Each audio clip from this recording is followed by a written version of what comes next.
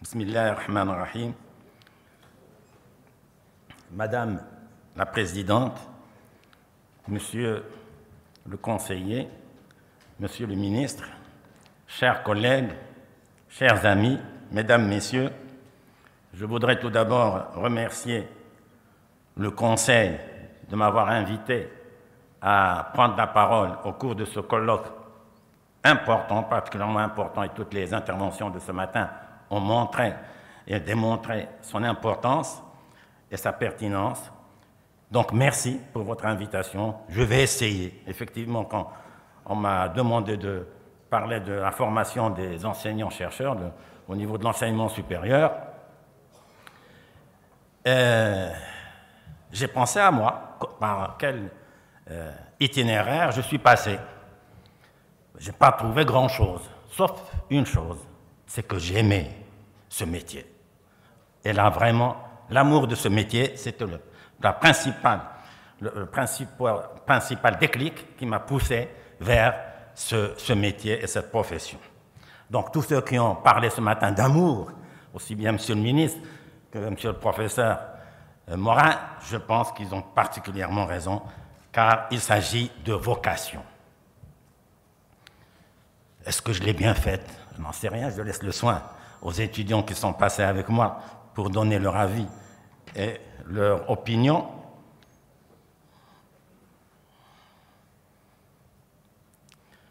Et quelques problématiques qui se posent. Je pense que cette question, la question de vocation, j'en ai parlé, elle doit s'inscrire normalement, évidemment, dans un cadre, dans une vision générale et nationale, dirigée par le département en charge de ce secteur. L'autonomie de l'université est particulièrement concernée par cette question. Donc, je pense que dans le cadre général des lois, bien sûr, du pays, mais avec une possibilité d'adapter les cursus et les itinéraires pour chaque université dans le cadre de la loi et de son autonomie, je pense que c'est quelque chose à inscrire et à retenir.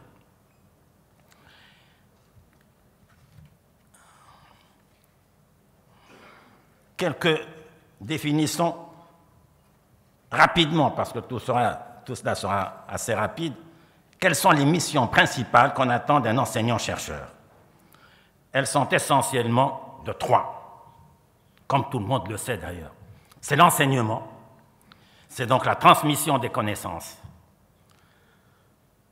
c'est la formation, et ça c'est le point le plus important bien sûr, et c'est la mission principale. On doit former au niveau de l'enseignement supérieur des médecins, des ingénieurs, des juristes, des enseignants, des professeurs, donc tous les cadres du pays. Donc c'est quelque chose de très important.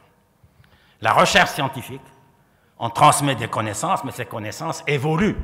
Donc il faut absolument accompagner cette évolution dans chaque discipline par la production de connaissances, de nouvelles connaissances, de savoir, c'est-à-dire la recherche scientifique. Donc, exercer ce métier sans essayer de produire de nouvelles connaissances, je pense, c'est le faire mal. C'est pour ça que la recherche scientifique est une donnée essentielle dans les tâches et les missions de l'enseignant-chercheur. Et enfin, quelque chose qu'on ne retient pas souvent et que surtout on escamote, c'est la gestion. L'enseignant-chercheur, sans parler de ceux qui ont des responsabilités, soit au niveau du département, soit au niveau de l'établissement, soit au niveau de l'université, ou même dans un autre cadre, au conseil par exemple, et il y a une gestion. C'est la gestion de projet, la gestion de laboratoire, la gestion du département. C'est quelque chose qu'on doit apprendre. Et malheureusement, très souvent, les enseignants ne sont pas préparés à cette tâche. Il faut de plus en plus essayer, dans le cadre de séminaires, de former les enseignants-chercheurs à ces questions. Comment élaborer un projet de recherche qu'on veut soumettre dans le cadre d'un appel d'offres? C'est quelque chose qui n'est pas évident. Donc je pense que c'est une mission qu'exerce l'enseignant-chercheur et qu'il faut lui apprendre. Je passe rapidement. Quelles sont les fonctions? Alors, comme je l'ai dit, et c'est pour le cas de la plupart, je pense, de nos enseignants, c'est l'auto-formation essentiellement. L'enseignant-chercheur apprend son métier le plus souvent par l'auto-formation. Ce n'est pas l'idéal, mais c'est comme ça qu'aujourd'hui, jusqu'à maintenant, les choses se sont passées. À part la question qui reste essentielle, à mon avis, de la vocation. Mais il ne faut pas oublier que l'enseignant-chercheur est amené à exercer plusieurs fonctions. Enseigner, tout d'abord. Enseigner parfois à plusieurs publics. Ils sont différents, à différents publics. Donc, il faut absolument s'adapter à chaque fois au public auquel on s'adresse. La forme de cet enseignement, travaux pratiques, travaux dirigés, cours, j'ajouterai pour certaines spécialités le problème, parce que malheureusement, on a tendance à escamoter cette formation. Or, c'est essentiel. Le problème, c'est comment faire face à un cas, à un problème, et comment, plus tard, une fois lauréat de l'établissement, faire face à la vie. C'est la même démarche intellectuelle, même si il ne s'agit pas bien sûr du même problème. Mais la démarche intellectuelle est la même. Donc il faut apprendre à faire face à un problème et comment le résoudre, comment l'aborder. L'enseignant doit savoir poser un problème. Ça, c'est une autre question, une autre paire de manches. J'y viendrai tout à l'heure. Assurer donc une fonction pédagogique. Et ce matin, je pense, on l'a suffisamment explicité à travers plusieurs exposés. Quel homme veut-on former et comment y parvenir? Il y a une fonction que nous sommes amenés, que ce soit à n'importe quel niveau, depuis le jardin d'enfants jusqu'au doctorat, évaluer les étudiants. C'est une tâche essentielle. L'évaluation, elle est présente dans toute la scolarité de nos enfants, élèves ou étudiants. Le problème de notation est la question comment poser un problème, un examen. C'est quelque chose de très important. Là, entre parenthèses, la tâche la plus difficile dans le cadre de la préparation de notre épreuve, de notre genre, le concours d'agrégation, la tâche la plus difficile du jury d'agrégation, c'est préparer le problème de l'épreuve du concours. Ce n'est pas de corriger une fois posé le problème. Donc c'est préparer, ça dure toute une année.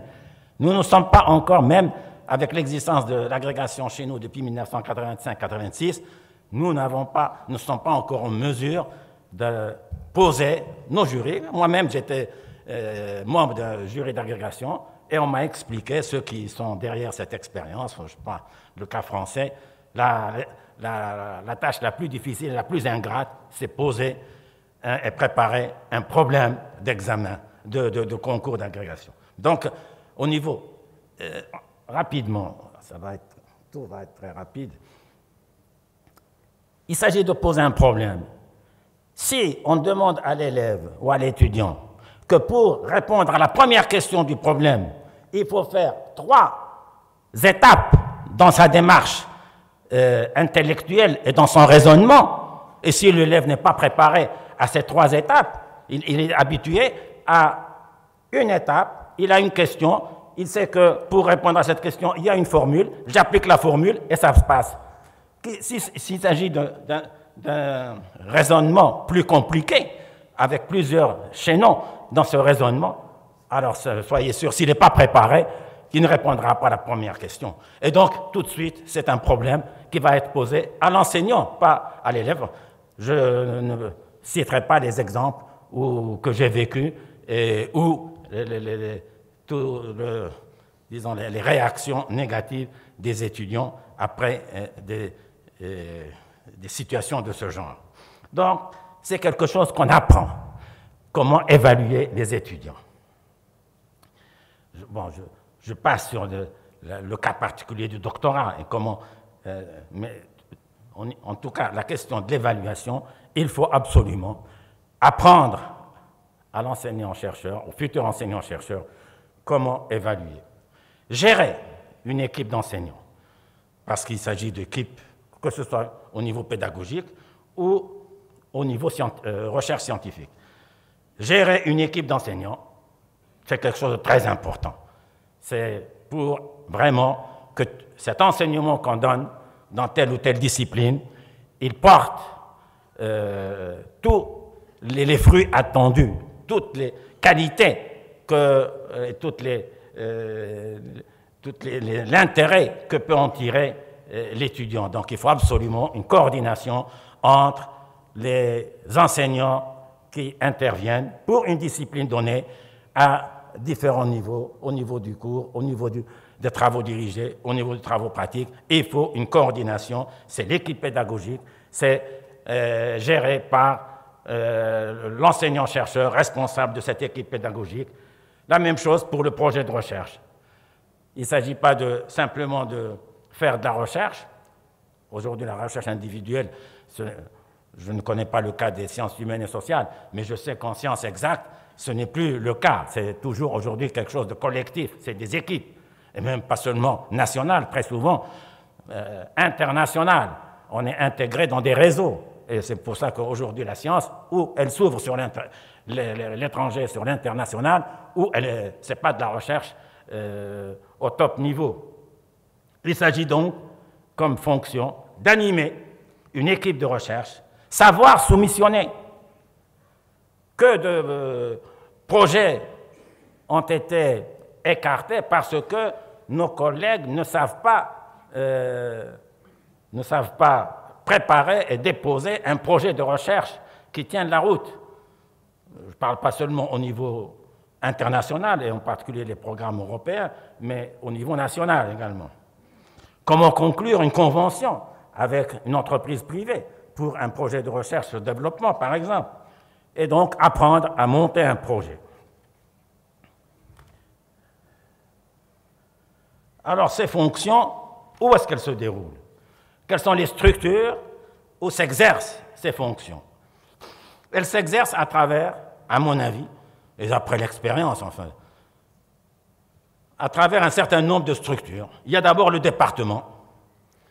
Le département qui est prévu par la loi 0100, et dont l'existence remonte aux premières années de création de l'université marocaine, qui assure la formation dans un champ disciplinaire défini. Le cas de la faculté des sciences que je connais, c'est le département de physique, c'est le département de chimie, c'est le département de mathématiques et informatique, c'est le département de géologie, c'est le département de biologie ou de sciences naturelles. La même chose, je présume, dans les facultés de droit ou dans les facultés de lettres.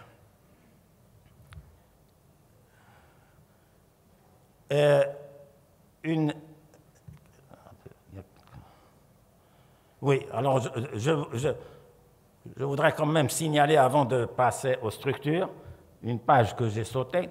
Il y a quand même une situation assez paradoxale, c'est que, oui, nous savons que pour être recruté, il faut un doctorat, etc. Il y a un concours, il y a toutes les, disons, les propositions faites ce matin par certains collègues et certains intervenants, mais jusqu'à maintenant, le plus souvent, les enseignants-chercheurs sont recrutés suivant des critères fondés surtout sur la recherche. Combien de publications, que vaut sa thèse, la thèse du candidat, etc.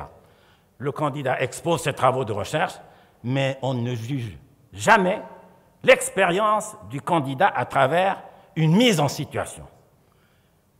Il va enseigner, il va transmettre des connaissances. Est-ce qu'il a la compétence et l'art et la technique de transmettre ces connaissances? Ça, on ne le vérifie pas. Contrairement, encore une fois, je voudrais faire référence au concours d'agrégation. Dans le cas du concours d'agrégation, une importance très grande est accordée à une épreuve qu'on appelle l'épreuve leçon, où le candidat vient présenter devant le jury la leçon sur un sujet particulier dans le cadre du programme d'agrégation. Ce n'est pas le cas au niveau de nos établissements supérieurs. Je reviens aux structures et aux départements. Donc les départements, c'est quelque chose d'essentiel pour la formation, pour la transmission des connaissances. Donc c'est cette structure qui assure dans un champ... Jusqu'à maintenant, il s'occupait à la fois d'enseignement et de recherche. Je suggère de séparer les deux à ce niveau-là. Alors, le département, donc, il a comme tâche la formation initiale, bien sûr, la formation continue, c'est bien sûr l'actualisation des connaissances pour des métiers donnés. Alors, il faut faire donc des formations, même si sur des durées courtes, mais des formations continues. Également, gérer les équipes pédagogiques qui interviennent au niveau du département, et en particulier pour les modules majeurs, c'est-à-dire essentiels pour un diplôme donné, et assurer cette coordination entre le cours, les travaux dirigés et les travaux pratiques. Et enfin, même si ça n'existe pas, à ma connaissance, une formation didactique, pour le moment, une formation didactique et pédagogique qui est essentielle, la didactique en particulier, parce que la didactique, elle s'appuie sur le rôle des contenus disciplinaires, de la discipline. Et elle a une dimension épistémologique. Bon, mon expérience, je m'excuse de... Moi, j'ai entendu parler et j'ai réfléchi à l'épistémologie quand j'étais mathématiques élémentaires. Il y avait encore les classes terminales, mathématiques élémentaires. Depuis, j'ai été en faculté des sciences, dans des laboratoires à l'étranger, au Maroc. On ne m'a jamais parlé de l'épistémologie. Ce n'est pas normal. Donc ça veut dire que même dans les disciplines, l'interdisciplinarité, c'est quelque chose d'essentiel. Voilà donc quelques idées concernant les tâches et le rôle du département.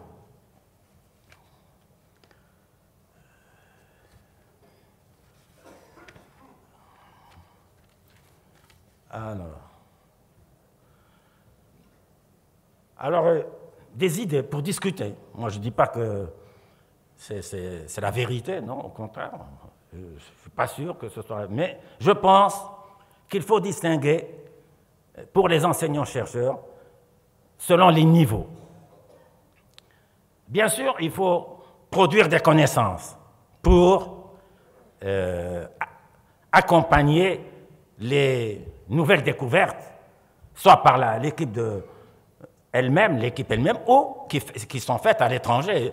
La science est internationale, c'est pour ça qu'il faut suivre l'évolution de sa discipline à un niveau international. Il faut savoir ce qui se passe dans la même discipline au Japon, aujourd'hui avec Internet et avec les revues et online. Il y a la possibilité de dire si on s'intéresse et si on est actif et si on est dynamique dans le domaine.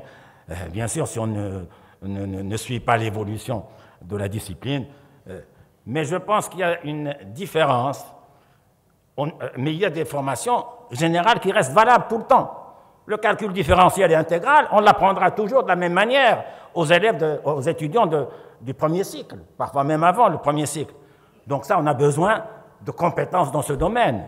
Il n'y a rien à découvrir de nouveau dans le calcul différentiel et intégral, savoir calculer l'intégrale du premier au deuxième degré, etc.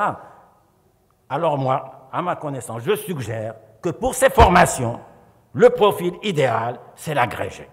L'agrégé parce qu'il a été préparé pour ça, pour non seulement être compétent dans ces disciplines de formation générale, mais surtout savoir transmettre ses connaissances. La formation spécialisée, oui, au niveau du master ou au-delà du master, là, il faut absolument actualiser de manière régulière son enseignement et son cours.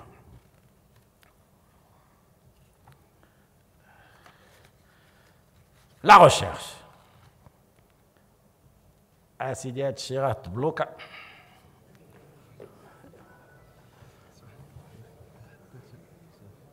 Merci. C'est bon, oui. Merci. Alors, je suggère que la recherche, le cœur de la recherche, c'est l'école doctorale. C'est le CEDOC, le Centre d'études doctorales. Je sais qu'en ce moment, il y a une réflexion au niveau des universités marocaines sur l'expérience des CEDOC depuis que ça a été créé. Et je sais, on m'a dit en tout cas dernièrement, que la tendance, c'est vers la création d'un CEDOC, un seul, par université. Personnellement, je pense que là, il y a un danger. Peut-être que c'est valable et que ça marche dans une université, parce qu'il y a des conditions particulières, mais que ce soit une solution valable pour toutes les universités de manière uniforme, ce n'est pas certain du tout, à mon avis. Et d'ailleurs, il faut se méfier des solutions valables tout le temps et à tout le monde. Il faut tenir compte des spécificités. Et ça rentre dans le cadre de l'autonomie de l'université. Où cette autonomie, on la matérialise réellement en commençant par les questions pédagogiques et les questions de recherche scientifique avant de passer à la question de la gestion. Je pense que c'est l'occasion justement de mettre à l'épreuve cette belle idée qu'est l'autonomie.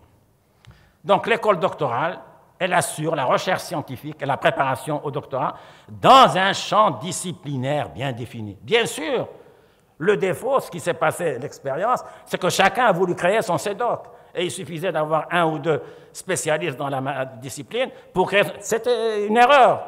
Il ne s'agit pas de faire... il faut absolument, pour accréditer un CEDOC, il faut absolument qu'il remplisse les conditions, qu'il y ait une équipe, qu'il y ait des équipes, pas seulement une, des équipes, qu'il y ait un champ disciplinaire qui regroupe toutes les gens concernés, tous les enseignants concernés. Parce que l'équipe, l'école doctorale, elle doit fédérer un ensemble d'équipes de recherche et de laboratoires qui prennent en charge la formation par la recherche des doctorants. Ce sont les futurs enseignants, chercheurs. Et dans ce cadre, il y a pour chaque CEDOC un programme de recherche, une préparation au doctorat, des séminaires réguliers toute l'année, des séminaires sur l'évolution de la discipline et, bien entendu, des relations internationales. Encore une fois, la recherche, où elle est ouverte sur l'étranger, ou en vase clos, ce n'est plus possible. Déjà dans le temps, c'est la première mondialisation, c'est par la science. Il est possible, pour justement, comme étape, que de créer, au-dessus de ces différentes écoles doctorales, et encore une fois, la création doit être liée à une étude approfondie de la situation dans chaque université ou même dans chaque établissement, il est possible de créer un collège doctoral auprès du président de l'université ou du conseil de l'université qui coordonne entre les différentes écoles doctorales. Madame, je finis. Le troisième structure au niveau de la recherche, c'est le laboratoire qui est essentiel. C'est ça où se fait la recherche. C'est ça, la recherche sur le terrain. Donc, c'est quelque chose d'essentiel. Mais le laboratoire, il faut qu'il mérite le nom de laboratoire, qui doit regrouper une ou plusieurs équipes de recherche. Il doit avoir un programme de recherche pluriannuel, un programme de séminaire sur toute l'année, un programme de conférences, un rapport d'évaluation qui est fait tous les 2 ans. Évidemment, la gestion des équipements obtenus dans le cadre des projets de recherche du laboratoire et l'assemblée générale des chercheurs. Là, il faut absolument, une fois par an, discuter la marche du laboratoire entre les différents partenaires, membres du laboratoire. Enfin, au niveau de l'université ou de l'établissement, il y a une formation générale complémentaire qui doit être offerte aux enseignants-chercheurs et aux doctorants. C'est, et on l'a signalé ce matin à plusieurs reprises, la maîtrise des outils informatiques. C'est quelque chose aujourd'hui d'essentiel. La formation des futurs enseignants-chercheurs dans l'éthique, ou même des enseignants-chercheurs qui exercent, les former ou compléter leur formation dans l'éthique. La question des langues, ça peut être assuré par l'établissement ou l'université, si c'est une université relativement petite.